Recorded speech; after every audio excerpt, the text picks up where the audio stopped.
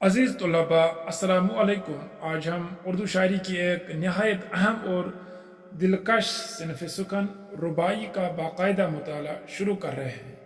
रुबाई अपनी मुख्तसर हैयत के बावजूद एक मुकम्मल और गहरा ख्याल पेश करने की सलाहियत रखती है, इसलिए उर्दू और फ़ारसी शायरी में उसे ख़ास मकाम हासिल है। इस लेक्चर में हम रुबाई को मुख्तलिफ पहलुओं से समझने की कोशिश करेंगे। सबसे पहले रुबाई की तारीफ और फ़नी खसूसियात पर गुफ्तगू होगी और फिर उसके मखसूस अरूज़ी अवज़ान को समझेंगे।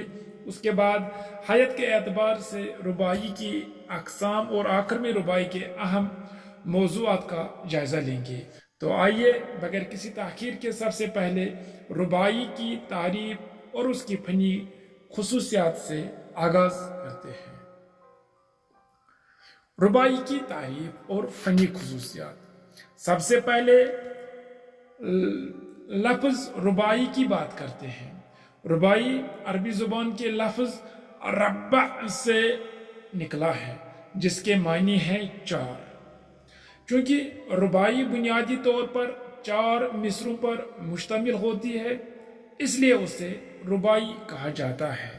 रुबाई को बाज़ औक़ात दो बैती भी कहा जाता है, क्योंकि ये दो शेरों यानी चार मिसरों पर मुश्तमिल एक मुकम्मल शेरी इकाई होती है।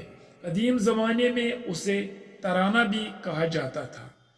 रुबाई की इस्तिलाही तारीफ़। इस्तिलाही एतबार से रुबाई इस मुख्तसर नज़्म को कहते हैं जो चार मिसरों पर मुश्तमिल हो, जिसका अमूमन पहला, दूसरा और चौथा मिसरा हम काफिया हो और जो रुबाई के मखसूस अवज़ान में कही जाए। इस तारीफ से रुबाई की तीन बुनियादी खसूसियात हमारे सामने आती है।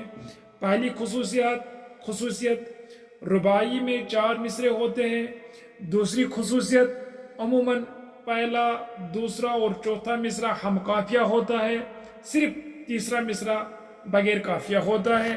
और जो तीसरी खसूसियत है वो है रुबाई मखसूस अवज़ान में कही जाती है। लेकिन रुबाई की खूबी सिर्फ इन फ़नी खसूसियात तक महदूद नहीं, उसकी एक बहुत अहम खसूसियत ख्याल का तसलसल और इर्तिका है। शायर पहले मिसरे में एक ख्याल पेश करता है, दूसरे और तीसरे मिसरे में उसी ख्याल को आगे बढ़ाता है और फिर चौथे मिसरे में इस ख्याल को तकमील तक या नुक्ते अरूज तक पहुंचा देता है। इसलिए रुबाई का जो चौथा मिसरा है बहुत अहम समझा जाता है। इस रुबाई का हासिल खुलासा या नुक्ते अरूज भी कहा जा सकता है। इस बात को एक मिसाल से समझते हैं। जोश मली आबादी की एक रुबाई मुलाहजा कीजिए। खुद को गुम करदा राह करके छोड़ा, खुद को भी तबाह करके छोड़ा, क्या क्या न किए खुदा ने जन्नत में जतन, आदम ने मगर गुनाह करके छोड़ा। इस रुबाई में शायर पहले तीन मिसरों के जरिए अपने ख्याल को बतदरीज आगे बढ़ाता है, लेकिन चौथे मिसरे में पूरा ख्याल एक नतीजे तक पहुंचता है। अगर हम इस रुबाई का चौथा मिसरा निकाल दें तो उसका मफहूम अधूरा रह जाएगा और उसका असल असर भी बाकी नहीं रहेगा। यही वजह है कि रुबाई में चौथे मिसरे को खुसूसी अहमियत हासिल है। लिहाजा हम कह सकते हैं कि रुबाई की असल खूबसूरती सिर्फ उसके चार मिसरों में नहीं, बल्कि इन मिसरों के बाहमी रब्त, ख्याल के मुसलसल इर्तिका और खुसूसन चौथे मिसरे की मानवी कुव्वत में पोशीदा है। एक कामयाब रुबाई का चौथा मिसरा ऐसा होना चाहिए जो पूरे ख्याल को मुवस्सर, जामिया और मानी खेज अंदाज में मुकम्मल कर दे। मुख्तसरन रुबाई कम अल्फाज में एक मुकम्मल और गहरा ख्याल पेश करने का फ़न है। यही इख्तिसार, मानवियत, फ़नी पाबंदी और ख्याल की तकमील उसे दूसरी शेरी असनाफ से मुमताज़ करती है। रुबाई के मखसूस अवज़ान। آئیے عزیز طلاب اب ہم ربائی کے مخصوص اوزان پر بات کرتے ہیں۔ ربائی کی بنیادی فنی خصوصیت اس کے مخصوص عروضی اوزان ہے۔ ماہرین علم عروض نے ربائی کے لیے 24 اوزان مقرر کیے ہیں جن کا تعلق بحر حجز سے ہے، اس لیے ہر 4 مصرعی نظم کو ربائی نہیں کہا جا سکتا۔ مخصوص اوزان کی پابندی ضروری ہے۔ ربائی کے 4 مصروں کا ایک ہی وزن میں ہونا ضروری نہیں، چاروں مصرے مختلف مقررہ اوزان میں بھی کہے جا سکتے ہیں، اگرچہ شعراء نے عموماً چند مخصوص اوزان ہی استعمال کیے ہیں۔ حیت کے اعتبار سے ربائی کی اقسام۔ اب ہم حیت کے اعتبار سے ربائی کی اقسام کا جائزہ لیتے ہیں۔ حیت کے اعتبار سے ربائی کی 2 قسمیں ہیں، ایک ہے ربائی خسی اور دوسری ہے ربائی غیر خسی۔ پہلی والی جو ہے ربائی خسی وہ ربائی ہے جس کا پہلا، دوسرا اور چوتھا مصرع ہم قافیہ ہو، جبکہ تیسرا مصرع بے قافیہ ہوتا ہے، یعنی کہ جو تیسرا مصرع ہوگا اس میں قافیہ کا استعمال نہیں ہوگا، اسے بعض اوقات ناقص یا غیر مقافہ بھی کہا جاتا ہے۔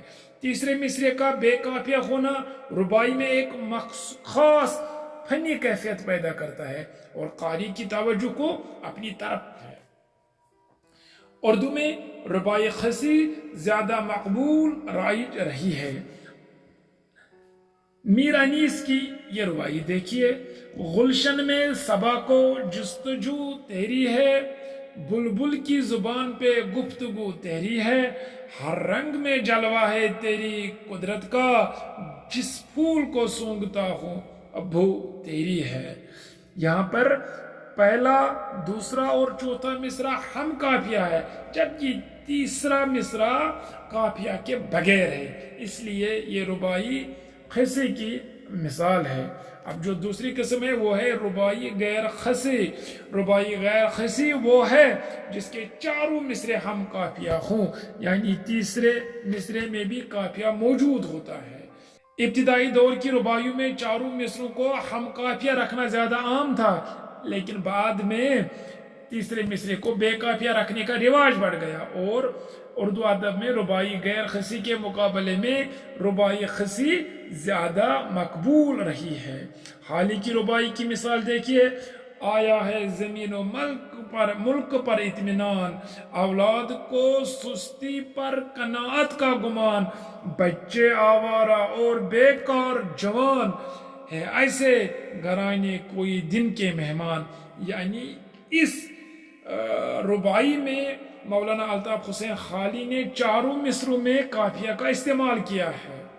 پہلے، دوسرے اور تیسرے اور چوتھے مصرے میں بھی انہوں نے قافیہ کا استعمال کیا ہے۔ اس میں چاروں مصروں میں ہم قافیہ ہے، اس لیے یہ ربائی غیر خسی کی مثال ہے۔ عزیز طلاب، آسان الفاظ میں آپ صرف اتنا یاد رکھیں، جو خسی ربائی ہے اس کا پہلا، دوسرا اور چوتھا مصرع ہم قافیہ اور تیسرا مصرع بے قافیہ ہوتا ہے، جبکہ اس کے مقابلے میں غیر خسی ربائی وہ ربائی کہلائے گی جس میں چاروں مصرے ہم قافیہ ہوں۔ آئیے اب ہم ربائی کے موضوعات پر بات کریں گے۔ ربائی کے موضوعات میں بڑی وسعت اور تنوع پایا جاتا ہے۔ اس میں فلسفہ و حکمت، توحید، تصوف و عرفان، مذہب، دعا و مناجات، نعت، منقبت، اخلاق، پند و نصایح، عشق، رسا اور مدح و ذم جیسے موضوعات شامل ہیں۔ اس کے علاوہ سیاسی، سماجی، تاریخی، ثقافتی اور شخصی حالات بھی ربائی کا موضوع بنتے رہے ہیں۔ ربائی کے بیشتر موضوعات غزل سے ملتے جلتے ہیں، تاہم ربائی کو عموماً زیادہ سنجیدہ صنف سخن سمجھا جاتا ہے۔ اردو ربائی نے اپنے عہد کے سماجی، معاشرتی اور سیاسی حالات کو بھی عکاسی کی۔ میر انیس، میر تقی میر، حالی، اکبر اور جوش کی ربائیوں میں اس کی واضح مثالیں ملتی ہیں۔ ساتھ ہی ہر ربائی گو کا اپنا مخصوص موضوع اور انداز بیان بھی ہوتا ہے جو اس کی فکر اور ذاتی رجحان کی ترجمانی کرتا ہے۔ مختصر ہم کہہ سکتے ہیں کہ جو ربائی ہے اس کے جو موضوعات ہیں ان کو ہم قید نہیں کر سکتے ہیں. کوئی بھی موضوع، کوئی بھی عنوان، کوئی بھی خیال ربائی کا موضوع بن سکتا ہے. آج کی ویڈیو میں بس اتنا ہی. ہمارے لیکچرز کو شیئر کریں، چینل کو سبسکرائب کریں. ہمیں دیجیے اجازت. شکریہ.